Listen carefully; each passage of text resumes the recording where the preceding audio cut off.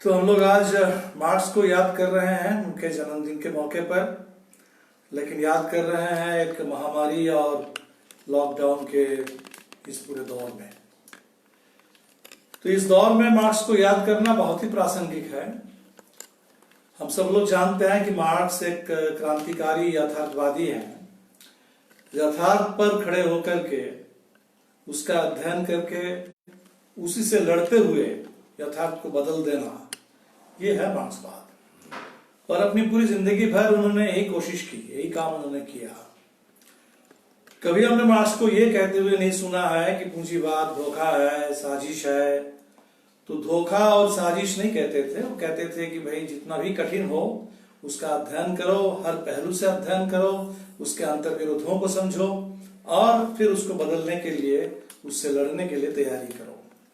तो आज इस महामारी के दौर में भी मार्क्स को याद करते हुए हमें इसी रास्ते पर चलना है। तो सबसे पहले ये जो महामारी है, हम सब लोग जान रहे हैं कि वैश्विक महामारी है और चीन से शुरू हुई।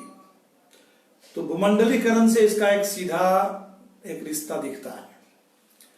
चीन में जब चीन में क्रांति हुई थी और कोलंबस की तरह अमेरिका पहुंचा और पूरा यूरोप, अमेरिका, धीरे धीरे अब पूरी दुनिया को, दुनिया के लगभग सभी देशों को उसने अपने गिरफ्त में ले लिया है। तो बड़े शहर से, औद्योगिक शहरों से, जहां सबसे ज्यादा पूंजी है, सबसे विकसित देश है, अगर हम लोग आज देखें कि जो G20 के देश है और कोविड से सबसे ज्यादा प्रभावित जो 20 देशों की अगर सूची ले ले तो लगभग आपको एक समान दिखाई देगा कि जो G20 के बड़े देश हैं, सबसे ज्यादा विकसित देश है, वही सबसे ज्यादा कोविड से प्रभावित पीड़ित देश है इस समय। तो भूमंडलीकरण से इसका ये सीधा रिश्ता एक दिख रहा है, क्योंकि इसके बगैर हम ये सोच नहीं सकते थे कि एक महामारी इतनी तेजी से कैसे फैल गई। तो ये जो ग्लोबल कनेक्टिविटी है, इतनी तेजी से आज लोग एक छोर से दूसरे छोर पे चले जाते हैं। जिस तरह से कैपिटल और कैपिटल के साथ साथ लेबर का, लोगों का जो एक ग्लोबल आने जाने का जो पूरा सिलसिला बढ़ा है, तो उसी के साथ साथ ये वायरस का भी फैलने का पूरा बना है। तो इस ग्लोबलाइजेशन के साथ साथ लेकिन हम लोगों को बिल्कुल ये समझना चाहिए, जो मार्क्स को याद करते हैं तो मार्क्स मतलब क्लास स्ट्रगल। तो ये लग सकता है कि भूमंडलीकरण के इस दौर में ये जो महामारी है, इस महामारी से क्लास का कोई लेना देना नहीं है। ये महामारी सबके लिए है। ये बहुत लोग कहते हुए आपको ये दिखाई देंगे कि भाई अमीर और गरीब में फर्क नहीं करता। तो क्या आखिर इस महामारी के सामने आकर के अमीरी और गरीबी का फर्क मिट गया? तो बिल्कुल नहीं मिटा। अगर हम पूरे तथ्यों पर गौर करें तो 35 लाख करीब लोग इस समय दुनिया में कोविड से संक्रमित हैं और 2.5 लाख के आसपास लोग गुजर गए हैं। तो ऐसे हमको सुनाई देगा कि अमेरिका है, यूरोप है, उसमें इटली, फ्रांस से लेके स्पेन, लेकिन इन देशों के अंदर जाकर अगर हम देखेंगे कि कौन लोग हैं जो सबसे ज्यादा इससे प्रभावित हो रहे हैं, जो मर रहे हैं, तो निश्चित तौर पर अभी उस तरह से संगठित अध्ययन नहीं हुआ है, लेकिन जो टुकड़ों में खबरें आ रही है तो निश्चित तौर पर उन देशों के अंदर जो गरीब हैं, जो मजदूर हैं, जो सामाजिक तौर पर हाशिए पर रहने वाले लोग हैं, जो माइनॉरिटीज हैं, जो ब्लैक हैं, जो जेलों में भी सबसे ज्यादा पाए जाते हैं, वही लोग सबसे ज्यादा कोविड में भी मर रहे हैं। और इस बात को याद रखना जरूरी है कि सभी मौतें अस्पताल में नहीं हो रही है। उन विकसित देशों में भी बहुत सारे लोग हैं जो अस्पताल तक पहुंच नहीं पा रहे हैं, जिनको कह दिया गया कि घरों में रहिए और घरों में रह करके घर में ही वो कोविड से पीड़ित होकर के मर जा रहे हैं। तो इसलिए जो महामारी है उसकी मार भी गरीबों पर ज्यादा है। और महामारी से निपटने के नाम पर जो लॉकडाउन का रास्ता अपनाया गया, उसकी तो पूरी मार, उसका जो पूरे देश के अंदर हम देख रहे हैं, उसका सबसे ज्यादा वो गरीबों पर, मजदूरों पर, हमारे प्रवासी मजदूरों पर, सबसे ज्यादा किसानों पर उसका असर पड़ रहा है। तो इसलिए मार्क्स जो हमें हमेशा कहते हैं हर चीज में लोग कहते हैं कि आप लोग क्लास एंगल ढूंढते हैं, हर चीज को क्लास से जोड़ देते हैं, तो बिल्कुल जुड़ी हुई है। ये महामारी, ये लॉकडाउन, आज का ये पूरा संकट, ये बिल्कुल क्लास से जुड़ा हुआ मामला है। और हम इस पूरे दुनिया भर के जो सर्वहारा है, मजदूर हैं, जो कोविड से भी सबसे ज्यादा पीड़ित है, उन्हीं के पक्ष में खड़े होकर के हम इस महामारी से जरूर लड़ेंगे। सेकंड, इसमें जो महत्वपूर्ण बात है वो है कि आज का जो पूंजीवाद है, ये पूंजीवाद इस पूरे महामारी के आगे बिल्कुल लग रहा है कि असहाय है, कुछ इससे लड़ ही नहीं पा रहा है। आज से 100 साल पहले एक महामारी आई थी दुनिया में, स्पेनिश फ्लू के नाम से उसको इतिहास में दर्ज किया गया, और वो फर्स्ट वर्ल्ड वॉर के अंत में, और उस महामारी के दौर में ही एक तरह से रूस में इनकलाब हो रहा था। और उसी के बाद आज जिसको हम पब्लिक हेल्थ सिस्टम जानते हैं, तो पब्लिक हेल्थ केयर सिस्टम वो रूस के इनकलाब के बाद, उस महामारी के अनुभव के बाद उससे लड़ते हुए धीरे धीरे विकसित हुआ था समाजवादी देशों में। और समाजवाद के दबाव में जो पूंजीवाद ने भी एक वेलफेयर स्टेट का रास्ता अपनाया था, तो वेलफेयर स्टेट्स में ये पब्लिक हेल्थ केयर का सिस्टम बना था। लेकिन बाद के दिनों में जो जैसे जैसे पूंजीवाद में ये निजीकरण, उदारीकरण, भूमंडलीकरण, बाजारीकरण हावी होता चला गया, तो ये पूरा आज जो हमारे हेल्थ सिस्टम है दुनिया के लगभग सभी देशों में, समाजवादी कुछ देशों को या कुछ विकसित पूंजीवादी देशों को अगर छोड़ दिया जाए, जहां आज भी कुछ वेलफेयर स्टेट नामक चीज है, बाकी ज्यादातर देशों में ये हेल्थ का जो पूरा कारोबार चला है मुनाफा लूटने के लिए, मुनाफा कमाने के लिए, तो वो जो मुनाफा ओरिएंटेड हेल्थ का बिजनेस है, और ये जो हेल्थ पॉलिसी है, वो हेल्थ पॉलिसी, वो हेल्थ बिजनेस, वो बिल्कुल इस पूरे महामारी के आगे एकदम असहाय है, उसने सरेंडर कर दिया। तो इसलिए एक तो पूंजीवाद के साथ ये अंतर्विरोध बिल्कुल दिख रहा है।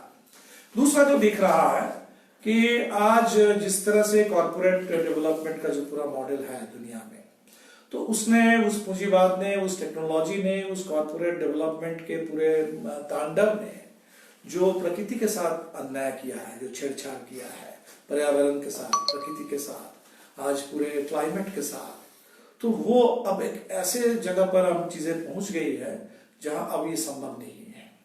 तो एक तरह से पूंजीवाद एक अनसस्टेनेबल, खासतौर पर उसका ये जो कॉर्पोरेट लूट की, कॉर्पोरेट प्लंडर की जो पूरी नीति है, वो अब चलने वाली नहीं है। तो हम कह सकते हैं कि जो मनुष्य की जो जरूरत है, जो ह्यूमन नीड और कॉर्पोरेट ग्रीड, ये दोनों के बीच का जो टकराव है वो अब चलने लायक नहीं है। यहाँ आकर के एक तरह से मार्क्स और गांधी कभी कभी एक जैसे सुनाई देते हैं। गांधी ने भी कहा कि भाई सबके ग्रीड के लिए दुनिया में नहीं है। मार्क्स ने कहा कम्युनिस्ट मैनिफेस्टो में भी, पूरे कम्युनिज्म के सिद्धांत में है कि सबको अपनी जरूरत के हिसाब से मिले, to each according to his need, from each according to his capacity. तो लोगों के पास जितनी क्षमता है उस हिसाब से समाज को दें और सबको जरूरत के हिसाब से मिले। लेकिन ग्रीड के हिसाब से, कॉर्पोरेट ग्रीड के हिसाब से निश्चित तौर पर दुनिया में ये संसाधन नहीं है, ये दुनिया को बर्बाद करने का रास्ता है। तो आज इस बर्बादी से भी, उसका भी हम खामियाजा भुगत रहे हैं, और ये जरूर आज इस महामारी ने हमें ये दिखा दिया है। और इस महामारी से हमें ये जरूर सीखना होगा कि पूंजीवाद की इस पूरे पॉलिसी को, इस नेचर के साथ जो हमारा रिलेशन है, इसको फिर से स्थापित करना होगा, समझना होगा। जो अभी तात्कालिक तौर पर जो लॉकडाउन का रास्ता अख्तियार किया गया, इससे तो पूरे सब कुछ ठप पड़ गया। पूंजीवाद में दो सबसे जो बुनियादी चीजें हैं, एक उत्पादन, कमोडिटी का प्रोडक्शन, तो लगभग सभी प्रोडक्शन ठप है। कुछ चीजों को वर्क फ्रॉम होम कह करके घरों में भेज दिया गया। आईटी सेक्टर के हमारे लोग, हमारे कुछ बच्चों की पढ़ाई भी अभी ऑनलाइन हो रही है। यूनिवर्सिटी तो लगता है कि धीरे धीरे अब ऑनलाइन ही चलने लगेगी। तो कुछ एजुकेशन का मामला है, आईटी सेक्टर की कुछ चीजें हैं, सर्विस सेक्टर की कुछ चीजें हैं, वो हो सकता है घरों से ही हो, वर्क फ्रॉम होम। लेकिन पूरा का पूरा मैन्युफैक्चरिंग सेक्टर वो लगभग ठप। जो इंफ्रास्ट्रक्चर है, जो हमारे पूरे यातायात है, एविएशन है, ट्रेन है, ट्रांसपोर्ट है, वो ठप है। दूसरा, पूंजीवाद के लिए बहुत जरूरी है कि जो चीज है उसको आप बाजार में वो बिकती है, हम जाते हैं खरीदते हैं। तो खरीद बिक्री पर लगभग, तो ये जो पूंजीवाद में उत्पादन और जो बिक्री, ये दोनों पर जिस तरह से इस समय लॉकडाउन के चलते एक रुकावट आ गया, तो उसने तो फौरी तौर पर पूंजीवाद के सामने बहुत बड़ा संकट खड़ा कर दिया। तो इसलिए मार्क्स मतलब कैपिटल और कैपिटलिज्म, तो इस कैपिटल और कैपिटलिज्म का आज का जो संकट है कोविड महामारी के इस दौर में, लॉकडाउन के चलते भी, तो उसको समझने में जरूर मार्क्स हमें मदद करते हैं। और मार्क्स के विचारों से अगर हम लैस होंगे तो हम इसको और बेहतर समझ पाएंगे। तीसरा मामला हमारे सामने है स्टेट का। ये भी मार्क्स हमें बताते हैं स्टेट के बारे में। तो जो स्टेट है, जो राज्य है, उसका एक तो सबसे बुनियादी काम वो है समाज को एक तरीके से नियंत्रित करना, दबाना लोगों को। तो लाठी और गोली, जो हम अक्सर कहते हैं लाठी गोली की सरकार नहीं चलेगी, तो लाठी गोली की सरकारें चलती है, ये दमन। तो ये दमन को लेकिन धीरे धीरे जो आधुनिक पूंजीवादी राज्य है उसमें दमन का जो पहलू है, उस दमन के साथ साथ और भी चीजें हैं। वहाँ पार्लियामेंट भी है, वहाँ न्यायपालिका भी है, चुनाव भी होते हैं, नौकरशाही भी है। नागरिकों को ये लगता है कि भाई हमारा भी कुछ काम हो रहा है, हम कहीं शिकायत कर सकते हैं, सवाल उठा सकते हैं, उसका जवाब मिलेगा, हमारी समस्याओं का कुछ हल होगा। तो इससे एक तरीके से स्टेट का एक पूरा ढांचा बना हुआ है, जहां दमन का जो पूरा उसका कोर है, जिसको हम कह सकते हैं स्टेट का एक कोर्सिव कोर, वो दबा रहता है और ये बाकी सब तामझाम दिखता है। लेकिन अभी इस समय अगर हम ढूंढेंगे स्टेट को कि स्टेट कहाँ है, जैसे हिंदुस्तान में अगर हम ढूंढेंगे कि स्टेट कहाँ है, स्टेट कहाँ दिख रहा है, मिसाल के तौर पर जो अभी इस समय 2-3 बातें अगर हम ले लें कि लॉकडाउन अचानक जो हुआ और हम देख रहे हैं कि माइग्रेंट वर्कर्स, हमारे प्रवासी मजदूर, वो लाखों की तादाद में सड़क पर आ गए। तो क्या हमें ये पता नहीं था कि ये माइग्रेंट वर्कर्स हैं जो घर से बाहर रहते हैं, अब काम अगर बंद हो जाएगा वो घर लौटना चाहेंगे, अगर वो लौटना चाहेंगे तो कैसे लौटेंगे। अगर हम कह रहे हैं कि आपको दूरी बना के रखना है, तो वो गांव में अगर लौट आएंगे तो वहां फिर भी थोड़ी दूरी बना के चल सकते हैं। लेकिन शहर में जहां वो रहते हैं, जिन झुग्गियों में रहते हैं, जहां एक छोटे कमरे में 8-8, 10-10 मजदूर रहते हैं, वहां कैसे वो दूरी बना करके चल पाएंगे। तो पूरे माइग्रेंट वर्कर्स के बारे में सोचा ही नहीं गया। और अब 40 दिन बाद जब फाइनली कहा गया कि नहीं, कुछ ट्रेनें चलेंगी, आप घर जा सकते हैं, तो कभी कहा जा रहा है कि किराया लिया जाएगा, कभी कह रहा है किराया नहीं लिया जाएगा, ट्रेन कितनी चलेगी, कब चलेगी, किसी को कुछ नहीं पता। तो पूरा माइग्रेंट वर्कर जो मामला है, अगर वाकई कोई ऐसा स्टेट होता जो इन चीजों के बारे में सोचता, तो ये कोई कठिन काम नहीं था। एक ट्रेन अगर चले तो एक ट्रेन में 1000 मजदूर चल सकते हैं, 1200 मजदूर आ सकते हैं। और इस समय बाकी ट्रेन तो चल नहीं रही है, तो जो भी ट्रेनें हैं वो इसी काम के लिए उसका इस्तेमाल किया जा सकता है। तो इन ट्रेनों को अगर ठीक से चला दिया जाए तो ये सारे मजदूरों को घर पहुंचाया जा सकता था। लेकिन सरकार, हमारे पूरे जो राज्य मशीनरी है, उसको इससे कोई लेना देना नहीं है। आप देखेंगे कि लोग इस समय भूख से पीड़ित हैं। तो हमारे पास अनाज है, पूरे एफसीआई के गोदाम भरे पड़े हैं। तो अगर सरकार ये चाहती तो कोई मामला ही नहीं था कि राशन कार्ड है या नहीं है, कुछ देखने की जरूरत नहीं थी, वो सभी लोगों के पास अनाज पहुंचाया जा सकता था। लेकिन सरकार इस पर सोचती ही नहीं है। ये राज्य के लिए कोई एजेंडा ही नहीं है। इतनी बड़ी महामारी है, तो इसमें अस्पताल में लोग पहुंचेंगे, जो डॉक्टर है वो इलाज करेंगे, उनको मास्क चाहिए, उनको पीपीई चाहिए। अगर डॉक्टर खुद परेशान रहेंगे, डॉक्टर खुद पीड़ित हो जाएंगे, डॉक्टर, नर्सेस, पैरामेडिकल, तो इलाज कौन करेगा। लेकिन आप देखेंगे कि इस पर भी सोचा नहीं गया। तो स्टेट ने इन तमाम चीजों के बारे में कुछ नहीं सोचा। स्टेट ने क्या सोचा कि हम पुलिस के बल पर लॉकडाउन लागू कर देंगे। स्टेट ने क्या सोचा, स्टेट ने सोचा कि अगर इसी समय ये मौका है, आरोग्य सेतु एक ऐप बना दो, सबसे कह दो कि ये ऐप डाउनलोड कर लो, और ऐप अगर वो फोन पे डाउनलोड कर लेंगे तो उस ऐप के जरिए हम लोगों पर निगरानी रखेंगे। तो स्टेट ने सिर्फ लाठी गोली चलाने के बारे में सोचा, लोगों पर एक तरह से निगरानी रखने के बारे में, ये पहरेदारी रखने के बारे में सोचा। लेकिन लोगों को इस दौर में खाना मिलना चाहिए, इलाज होना चाहिए, इसके बारे में स्टेट ने कुछ नहीं सोचा। तो ये जो स्टेट, मॉडर्न स्टेट, जिसके बारे में हम लोग कभी कहते हैं वेलफेयर स्टेट ये जन कल्याणकारी राज्य है, तो उस पूरे राज्य की असलियत क्या है आज इस संकट में बिल्कुल साफ दिख रहा है। और ये मार्क्स पूरे स्टेट के बारे में जिंदगी भर अध्ययन करते रहे हैं और हमें स्टेट के बारे में बताते रहे हैं। आइए हम पूरे समाज के बारे में सोचें। समाज और हमारी संस्कृति, हमारे पूरे देश के हालात, माहौल, उस पर सोचें। तो एक जो चला, WHO ने भी शुरू में कह दिया और हमारे मोदी जी को भी बहुत अच्छा लग गया कि सोशल डिस्टेंसिंग। तो सोशल डिस्टेंसिंग अब बाद में अभी WHO ने इसको सुधार किया कि सोशल डिस्टेंसिंग नहीं, फिजिकल डिस्टेंसिंग। हमें अगर हम मेडिकल एंगल से सोचें तो आदमी से आदमी को ये संक्रमण हो रहा है, वायरस एक आदमी से दूसरे आदमी के पास पहुंच रहा है, तो शारीरिक दूरी बनाकर चलना है। शारीरिक दूरी, सामाजिक दूरी नहीं है, बल्कि हमें और ज्यादा सामाजिक एकता, सामाजिक लोगों के प्रति संवेदना, जागरूकता और एकरूपता, उसकी जरूरत है।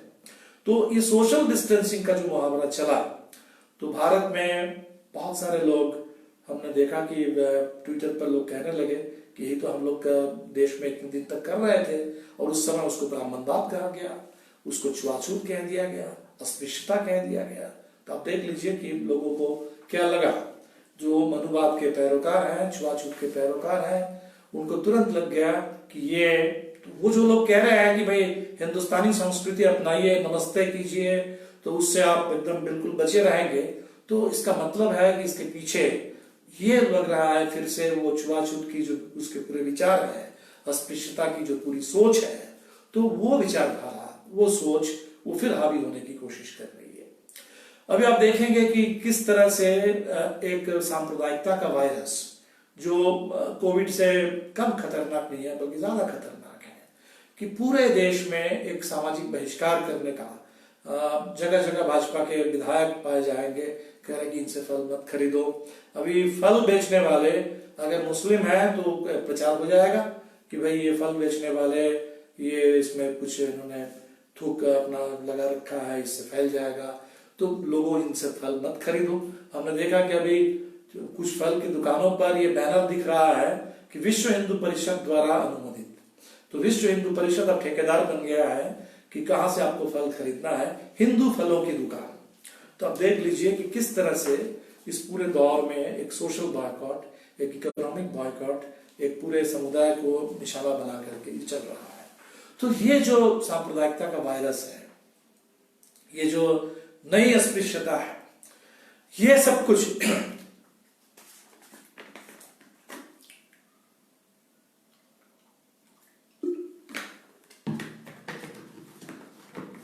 तो हमारे समाज में ये गलत विचार, ये सत्ता की और जो दबंग लोग हैं, जो प्रभुत्वशाली लोग हैं, उनके गलत विचार वो हावी होने की कोशिश कर रहा है।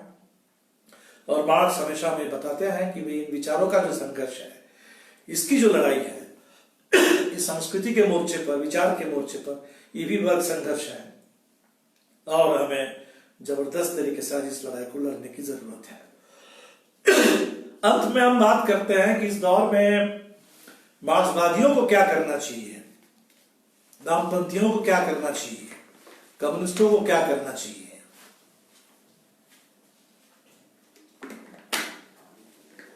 तो संकट का दौर है, हम सब लोग ये देख रहे हैं कि बहुत जबरदस्त संकट है। ये संकट पूंजीवाद का है, ये संकट स्वास्थ्य का है, लेकिन सबसे पहले ये संकट लोगों का है, गरीबों का है। तो इसलिए अगर हम इसको इस रूप में देखेंगे कि ह्यूमैनिटेरियन क्राइसिस है, और उस ह्यूमैनिटेरियन क्राइसिस में भी जो सबसे ज्यादा वैसे भी उत्पीड़ित है, वैसे भी शोषित है, वंचित है, सबसे ज्यादा इस पूरे संकट का बोझ उन्हीं के ऊपर है। और अब और ज्यादा कोशिश हो रही है कि पूरा जो आर्थिक मंदी आने वाली है, कि पूरा बोझ उन्हीं पर लाद दो। तो इसलिए हमें तो बिल्कुल इस संकट के दौर में लोगों के साथ खड़े रहना है, एक नंबर काम।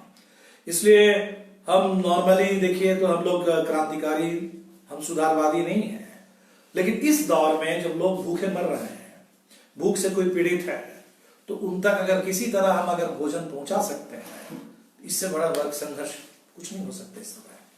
तो जो पीड़ित है, जो भूख से पीड़ित है, जो एकदम बिल्कुल तो जैसे भी हम उनकी मदद कर सकते हैं, जो मजदूर फंसे हुए हैं, जो छात्र फंसे हुए हैं, जो लोग फंसे हुए हैं, जिस भी तरीके से संभव हो तो उनकी मदद करना इस समय मैं समझता हूं, ये मदद करना ये कोई फिलैंथ्रोपी का काम नहीं है, ये कोई सुधारवादी काम नहीं है, ये कोई नैतिकतावादी काम नहीं है, ये कोई धार्मिक काम नहीं है, ये बिल्कुल एक क्रांतिकारी काम है, एक वर्ग संघर्ष का काम है। और हमारे जितने भी हमारी पार्टी के लोग, अन्य वामपंथी दलों के लोग, केरल में जहां पूरे देश में अभी एक ही सरकार है जो वामपंथियों के नेतृत्व में चल रही है, उस पूरे केरल में जिस तरह से वहाँ का पूरा सिस्टम, वहाँ की पूरी सोसाइटी, वहाँ के सारे लोग जिस तरह से लड़ रहे हैं, मैं समझता हूँ कि बिल्कुल ये जरूरी है। जैसे क्यूबा के लोग कर रहे हैं, जैसे बहुत दुनिया के देशों में लोग कर रहे हैं कि एक दूसरे के पक्ष में खड़े हो रहे हैं, तो ये दूसरों के साथ खड़े होना, मदद करना, ये बहुत बड़ा काम है। सेकंड, हम देख रहे हैं कि इस पूरे दौर में हमारे सामने तो जटिलता है, लॉकडाउन का दौर है। तो लॉकडाउन में रहते हुए तो मोदी जी को तो लॉकडाउन बहुत पसंद है, जाहिर सी बात है कि उनको पसंद आएगा। उनको लग रहा है कि भाई ये तो किसी भी डिक्टेटर को पसंद आएगा, किसी भी तानाशाह को बड़ा अच्छा लगेगा कि भाई देश में कोई लोकतांत्रिक तरीके से कुछ नहीं चलेगा, कहीं कोई जुलूस नहीं निकलेगा, कहीं कोई लोग नहीं बाहर आएंगे, लोग कुछ पूछ भी नहीं पाएंगे। वैसे भी लोग जब पूछते हैं उसका जवाब नहीं देते हैं लोग, लेकिन फिर भी तो वो जनता का कोई दबाव ही नहीं बनेगा। और ये जितना लंबा चलेगा तो वो तो एक, इसलिए लॉकडाउन डिक्टेटर्स के लिए आप कहें तो उनके लिए बिल्कुल सबसे पसंदीदा चीज है। और इसीलिए मोदी जी को बड़ा अच्छा लग गया, वो इस लॉकडाउन के आड़ में अपना काम करना चाहते हैं। तो लॉकडाउन के आड़ में आप देख रहे हैं कि इस देश में जो सेंट्रलाइजेशन हो रहा है, सारे पैसे जमा कर दो पीएम केयर्स फंड में। वो फंड क्यों बना, कौन चला रहा है, कितने पैसे जमा हुए, पैसे कैसे खर्च होंगे, किसी को कुछ नहीं मालूम, कोई पारदर्शिता नहीं है। लेकिन ये बता दिया गया कि पैसा वही जमा करना है। आरोग्य सेतु ऐप डाउनलोड करना है, डाउनलोड करने से क्या होगा नहीं होगा वो बताएगा नहीं बताएगा, लेकिन आप उसमें चले जाएंगे तो उसमें लिखा हुआ है कि अगर ये इसका मिसयूज भी होता है, इसके लिए सरकार जिम्मेदार नहीं है। सरकार की जिम्मेदारी यहीं तक है कि इसको आपको बता देना कि आप इसको डाउनलोड जरूर करें, दबाव डालना आपके ऊपर, आपको बाध्य करना डाउनलोड करने के लिए, लेकिन वो काम करेगा नहीं करेगा और उसका कितना दुरुपयोग होगा इसके बारे में सरकार की कोई जवाबदेही नहीं है। तो ये पूरी कोशिश हो रही है कि जो पहले से ही कोशिश चल रही थी कि इस पूरे देश को एक फांसीवादी निजाम बना दो, लोकतंत्र को खत्म करके एक फांसीवादी निजाम थोप दो। और इसके लिए सिर्फ ऊपर से नहीं किया जा रहा है, सिर्फ संविधान को संशोधन करके नहीं किया जा रहा है, क्योंकि जो एक नागरिक है, जो इस लोकतंत्र में एक इकाई है, जो कॉन्स्टिट्यूशन में शुरू में प्रियम्बल है, उस प्रियम्बल में हमने लिखा है कि we the people of India, हम जो नागरिक हैं देश के, हम जो देश की जनता है, हमने भारत को एक संप्रभु राज्य के रूप में, एक लोकतांत्रिक देश के रूप में, एक धर्मनिरपेक्ष देश के रूप में हमने घोषित किया। अब देख रहे हैं कि इसको किस तरह से बदल दिया जा रहा है। और उसको बदलने के लिए जो नागरिक की परिभाषा है, एक तरह से जो माइक्रो एक यूनिट है इस डेमोक्रेसी की, तो डेमोक्रेसी का ओवरऑल जो कैरेक्टर है, रिपब्लिक का पूरा कैरेक्टर है, उसको भी मैक्रो लेवल पे बदला जा रहा है। और मैक्रो लेवल पे बदलने के साथ साथ माइक्रो लेवल पर जो एक एक नागरिक है, तो एक नागरिक जिनके पास अधिकार है सवाल करने का, पूछने का, हक मांगने का, हक लेने का, हिसाब लेने का, उन सारे अधिकारों को छीन करके नागरिक को एक प्रजा में, एक गुलाम प्रजा में, एक जिनका एकमात्र काम है, राजा जब कहेगा कि ताली बजाओ तो ताली बजाएंगे, थाली बजाओ तो थाली बजाना है, दिया जलाओ तो दिया जलाना है। तो इस तरीके से नागरिकों को प्रजा में, गुलाम में तब्दील करने की जो पूरी कोशिश चल रही है, तो इस पूरे लॉकडाउन के दौर में उनको लग रहा है कि ये कोशिश और कारगर हो जाएगी और आसानी से हम कर पाएंगे। तो हमारा काम है इसका विरोध, बिल्कुल कारगर तरीके से विरोध करना। इसीलिए जो विरोध हम इस पूरे लॉकडाउन और महामारी से पहले कर रहे थे, सीएए, एनआरसी, एनपीआर के खिलाफ जो विरोध कर रहे थे, और जिस विरोध ने पूरे देश में एक माहौल बना दिया था, तो हमारे कुछ साथियों को लगता है कि सब कुछ जो किया कराया था उस पर इसने पानी फेर दिया। नहीं, तो वो जो विरोध, उसका जो तेवर बना था, तो एक तरीके से उसी की धारावाहिकता में आज हम इस महामारी का सामना कर रहे हैं, आज हम पूरे इस लॉकडाउन से निपट रहे हैं। और इसीलिए आप देखेंगे कि ये जो लॉकडाउन में, ठीक है, उन्होंने कहा कि स्टे एट होम, घर में रहो, तो स्टे एट होम उसको पूंजीवाद ने कह दिया कि वर्क फ्रॉम होम, और हम कम्युनिस्टों ने कह दिया कि protest from home, struggle from home. तो घर अगर हमारे लिए इतना महत्वपूर्ण है, उस घर में ही रह करके हमको इस महामारी से भी खुद का बचाव करना है, लोगों का बचाव करना है, उस घर में ही रह करके उत्पादन करना है, तो उस घर में ही रह करके हमें संघर्ष भी तब करना है, उस घर में ही रह करके हमें अपने पूरे विचार को उसको और पैना बनाना है, उसमें उसको धारदार बनाना है और उसको काम को करना है। तो हम लगातार इस जो कोशिश कर रहे हैं, ये कोशिश तो मार्क्सवाद ने हमें सिखाया कि माहौल जैसा भी हो, कहीं क्रांति रूस में जब हुई उस समय कोई लोकतंत्र तो नहीं था, एक जारशाही थी, तो जारशाही के दौर में वहां लोगों ने लड़ करके क्रांति कर ली और एक लोकशाही की ओर लोगों ने कदम बढ़ाया। चीन में भी आप देखेंगे कि जहां जहां दुनिया में आमतौर पर क्रांतियां हुई है, कोई बहुत ज्यादा लोकतंत्र नहीं रहा है, कहीं मिलिट्री डिक्टेटरशिप, कहीं पूरे फ्यूडल दबाव, कहीं इस तरीके से कॉलोनियल रूल, उसके खिलाफ लड़ते हुए लोगों ने किया। तो आज भी इस फांसीवाद से हम लड़ेंगे, विपरीत स्थिति है, इस स्थिति में भी हम लड़ते हुए करेंगे। जैसे ये जो पूरा नया डिजिटल माध्यम है, ये डिजिटल माध्यम तो आमतौर पे हमारे गरीब लोगों के लिए तो बिल्कुल नहीं था। भाकपा माले जैसी पार्टी, हमारी पार्टी का जिस तरीके का आधार है, उस पार्टी में बहुत सारे लोगों के पास बहुत फोन नहीं था। हम सारे लोग बहुत हाल के दिनों में आकर के ये फोन इस्तेमाल करना, कंप्यूटर इस्तेमाल करना, इंटरनेट इस्तेमाल करना हम सीख रहे हैं। लेकिन हमने देखा कि बहुत तेजी से लोगों ने सीख लिया, और जब लोग सीख रहे हैं तो सीखने का मतलब ये नहीं है कि हम व्हाट्सएप में जा करके सिर्फ चुटकुले पढ़े, मजाक करें और जो फेक न्यूज हमें परोस दिया जाए हम उसी के उपभोक्ता बन करके रह जाए। हम भी इसका इस्तेमाल करें अपने संघर्ष के लिए, अपने विचार को फैलाने के लिए, जानकारी देने के लिए। और हम देख रहे हैं कि इस पूरे दौर में जिस तरह से पूरे अप्रैल महीने भर और आज के दिन में भी बिहार में, झारखंड में, उत्तर प्रदेश में, हर जगह घरों में रह करके लोगों ने जितने तरीके से प्रतिवाद दर्ज किए, जितने तरीके से अपनी आवाज बुलंद की, तो वो निश्चित तौर पर हम सबके लिए एक बहुत बड़ा नया अनुभव है, एक नई ऊर्जा दिखी इसमें। तो इसलिए ये इस दौर में भी वामपंथियों के लिए जो आंदोलनकारी भूमिका है, संघर्ष की भूमिका है, वो बिल्कुल अपनी जगह पर कायम है और इसको हमें बढ़ाना है। आगे हमारे सामने हम जो देख रहे हैं कि एक बहुत जबरदस्त मंदी आ रही है, और तो महामारी और उसके साथ महामंदी और उसके साथ लॉकडाउन, तो अभी तो दोनों की मार झेल रहे हैं, महामारी और लॉकडाउन, इसके साथ एक तीसरा जो आ जाएगा मंदी, और तीनों का मार जब हमारे ऊपर, तो उससे निपटने की तैयारी करनी चाहिए। तो इसके बाद जो अर्थव्यवस्था फिर से पटरी पर आएगी, जरूर आएगी, कल कारखाने भी चालू होंगे, दुकानें भी खुलेंगी, लोगों का काम शुरू होगा, कटनी का काम चल रहा है, मनरेगा का भी काम कुछ चल रहा है।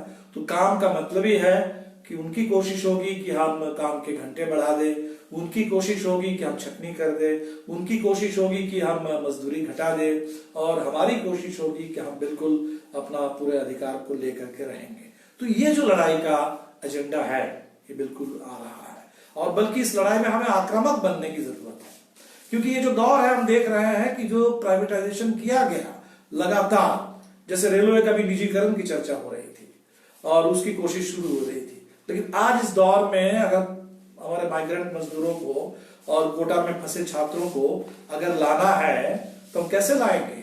सबसे पहले तो हम रेलवे से ही लाएंगे। तो हमें वही चाहिए अपने पब्लिक सेक्टर। लोगों को खाना खिलाना है, उनके घरों तक खाना पहुंचाना है, कैसे करेंगे? Public distribution system. Public distribution system से उसको एक तरीके से सबों तक पहुंचाओ। ये हेल्थ केयर पब्लिक सिस्टम, इसमें प्राइवेट हेल्थ सिस्टम से बिल्कुल नहीं चलेगा। तो आज ये दौर है, अगर हम कहेंगे कि ये नेशनलाइजेशन, प्राइवेटाइजेशन के खिलाफ, कम से कम अगर हम ट्रांसपोर्ट की बात करें, पब्लिक डिस्ट्रीब्यूशन सिस्टम की बात करें, पब्लिक हेल्थ सिस्टम की बात करें, तो इन सिस्टम्स को बिल्कुल इसको पब्लिक के हाथ में, पब्लिक के लिए नेशनलाइज करो और पब्लिक के लिए समर्पित करो, पब्लिक के लिए चलाओ। तो ये एजेंडा सेट करने का बिल्कुल समय आ गया। और जो आप देखेंगे कि जो पूरा दौर है, इस दौर में एक तरह से सरकार पूरी तरह से बेनकाब हो रही है। उसकी पूरी जो विफलता है, नाकामी है, जो क्रूरता है, जो जनता के साथ विश्वासघात है, ये सब कुछ दिख रहा है। तो लेकिन हमारे कुछ साथी कहते हैं कि नोटबंदी के दौर में भी तो ऐसा ही हुआ, लेकिन सब कुछ के बावजूद वो नोटबंदी करके जनता को उल्टा सीधा समझा के उन्होंने अपना राजनीतिक उसका जो श्रेय है उन्होंने ले लिया। तो ये जरूर हमारे सामने ये चैलेंज है कि ये लॉकडाउन, जैसे मोदी जी अब ये कह रहे हैं कि भाई मोदी जी हमने लॉकडाउन किया और लॉकडाउन से हमने इतने लोगों को बचा लिया, नहीं तो लाखों की तादाद में लोग मरते। तो ये डर दिखा करके तो हमें बिल्कुल उनसे पूछना पड़ेगा कि नहीं, ये लॉकडाउन आपने जो किया, वर्ल्ड हेल्थ ऑर्गेनाइजेशन ने 30 जनवरी को कह दिया था कि ये इंटरनेशनल कंसर्न की पब्लिक हेल्थ इमरजेंसी है। आप फरवरी महीने में क्या कर रहे थे, आप मार्च महीने में क्या कर रहे थे, आप उस समय ट्रंप की यात्रा को लेकर के उसी में फंसे हुए थे, आप दिल्ली में दंगे करा रहे थे, आप मध्य प्रदेश में सरकार गिरा रहे थे। और इसीलिए आप देखेंगे कि सबसे खराब स्थिति इन्हीं राज्यों में है। गुजरात में सबसे खराब स्थिति है, दिल्ली में खराब स्थिति है, मध्य प्रदेश में है, महाराष्ट्र में है। तो ये जो पूरे इन्होंने किया है, मुझे लगता है कि इस पूरे लॉकडाउन के मामले में, इस पूरे महामारी से निपटने के मेडिकल तैयारी में जो कमी है, इन सभी मामलों में सरकार को बिल्कुल घेर लेना उसका समय आया है और हमें इसकी बिल्कुल तैयारी करनी चाहिए। तो इस संकट के दौर में जनता के साथ खड़े रहना, उनका साथ देना, इस संकट के दौर में इस लॉकडाउन को एक तरह से मानते हुए भी हम लॉकडाउन को इसलिए नहीं गलत कह देंगे कि भाई मोदी जी ने कहा इसलिए गलत है। अगर लॉकडाउन, क्योंकि उस दौर में देर से ही सही, लेकिन उसने अगर कुछ धीमी कर दी रफ्तार को, तो निश्चित तौर पर उसकी एक प्रासंगिकता थी। लेकिन इसके आड़ में तानाशाही थोपने, इसके आड़ में इस देश में फांसीवादी निजाम को थोपने, इसके आड़ में हमारे सारे संसाधनों को, अधिकारों को छीन लेने, और लॉकडाउन और महामारी और महामंदी, ये तीनों को मिला करके जनता के ऊपर दबाव पैदा करने, सारा संकट का बोझ जनता पर डालने, बिल्कुल ये हमें मंजूर नहीं है। और ये हमारे सामने लड़ाई का एजेंडा है। ये सांप्रदायिकता का वायरस हमें मंजूर नहीं है। ये अस्पृश्यता के जो नया फ्रेमवर्क है, ये बिल्कुल हमें मंजूर नहीं है। इसलिए लड़ाई का एक बिल्कुल नया एजेंडा हमारे सामने भी आ गया है। तो और इस एजेंडा को लेकर के जम के तैयारी करनी चाहिए। और अंत में फिर मार्क्स को ही याद करते हुए कि दुनिया की व्याख्या करना, विश्लेषण करना बहुत जरूरी है, क्योंकि वो जैसी भी दुनिया हो, बिल्कुल विपरीत हो, तब भी उससे हम भाग नहीं सकते, उससे मुंह नहीं चुरा सकते। तो यथार्थ से टकराना होगा, और टकराने के लिए उसको समझना होगा, उसको उसका बारीकी से अध्ययन करना होगा, विश्लेषण करना होगा, और विश्लेषण करते हुए लेकिन उसको बदल देना होगा। और ये बदलाव एक सोच सिर्फ नहीं है, ये बदलाव एक सपना सिर्फ नहीं है, बदलाव एक संघर्ष है, एक लड़ाई है, एक मेहनत है, एक काम है, और उस काम को करते रहना है। मार्क्स को अपनी जिंदगी में बस यही तो मौका मिला था, कम्युनिस्ट मैनिफेस्टो से लेके, इकोनॉमिक एंड पॉलिटिकल मैन्युस्क्रिप्ट से लेके, कैपिटल से लेकर के सिर्फ लिखना, घर में बैठ करके, एक देश से जब उनको भगा दिया गया दूसरे देश में जाकर के शरण लेना, और लेकिन तब भी जो भी संभव था उन्होंने किया। पूरे दुनिया के पैमाने पर अंतर्राष्ट्रीय मजदूरों का संगठन खड़ा किया, फर्स्ट इंटरनेशनल। जब पेरिस कम्यून हुआ, पहला एक समाजवाद का एक प्रयोग दिखा, एक क्रांति की एक पहली कोशिश दिखी, उसका उन्होंने भरपूर स्वागत किया, अध्ययन किया, और उसके संदेश को फैलाने की उन्होंने पुरजोर कोशिश की। लेकिन कोई बड़ी सफल क्रांति देखने का उनको बिल्कुल नहीं मौका था। तो इसीलिए हमें लगता है कि आज के दौर में भी तो क्रांति कहाँ हुई है और कहाँ टिकी है, नहीं टिकी है, वो बिल्कुल एक अलग दौर है, अलग सवाल है। लेकिन आज के दौर में ये दौर हम बिल्कुल नहीं मानते कि ये दौर दुनिया में ट्रंप का और मोदी का और जॉनसन का और इसी तरह के फांसीवाद का ही नया दौर नहीं। ये दौर बिल्कुल हमारे सामने स्पष्ट है कि पूंजीवाद पुराने तरीके से चल नहीं सकता। पूंजीवाद और इंसानियत और इंसान के अधिकार और अस्तित्व के बीच का जो टकराव है, वो इतने मुखर होकर के और इतने साफ जो दिखने लगा है, तो निश्चित तौर पर जब लोगों के मन में ये सवाल आएगा कि इससे हम इसको कैसे बदल दें, तो इसलिए बदलाव की भूख, बदलाव की ताकत, बदलाव की तमन्ना, बदलाव का संकल्प मेरे ख्याल से इस पूरे महामारी के दौर में दुनिया भर में फैल रहा है, बढ़ रहा है। और जब ये बढ़ जाए तो निश्चित तौर पर वो हमारे लिए पूंजी है, हमारे लिए वो चैलेंज है, एक टास्क है, और इसी को लेकर के मार्क्स के बताए हुए रास्ते पर हम लोग आगे बढ़ेंगे, उसी ऊर्जा के साथ, उसी बिल्कुल धीरज के साथ, उसी संकल्प के साथ जिसके साथ मार्क्स ने अपनी पूरी जिंदगी को उन्होंने निभाया था, जिया था। और हम सबके लिए एक मिसाल दी। और आज उनके 202 साल पूरे हुए उनके जन्म के बाद। तो मार्क्स को याद करते हुए यही संकल्प हम सब लोग इस कठिन दौर में, विपरीत दौर में साथ साथ रहेंगे, जनता के साथ रहेंगे, क्रांति के साथ रहेंगे और क्रांति के लिए जो कदम उठा है उस कदम को कभी पीछे नहीं हटने देंगे, उस कदम को आगे बढ़ाते रहेंगे। बहुत बहुत शुक्रिया। शुरू में बहुत देर हुई, लेकिन आप सबों ने फिर भी इंतजार किया। और आपको कैसा लगा, कोई भी सवाल हो इस पर हम लोग और बात करेंगे, और आगे भी ये सिलसिला अगर संभव हो तो हम लोग जारी रखेंगे। बातचीत का ये सिलसिला टूटना नहीं चाहिए। बहुत बहुत शुक्रिया। इनकलाब जिंदाबाद।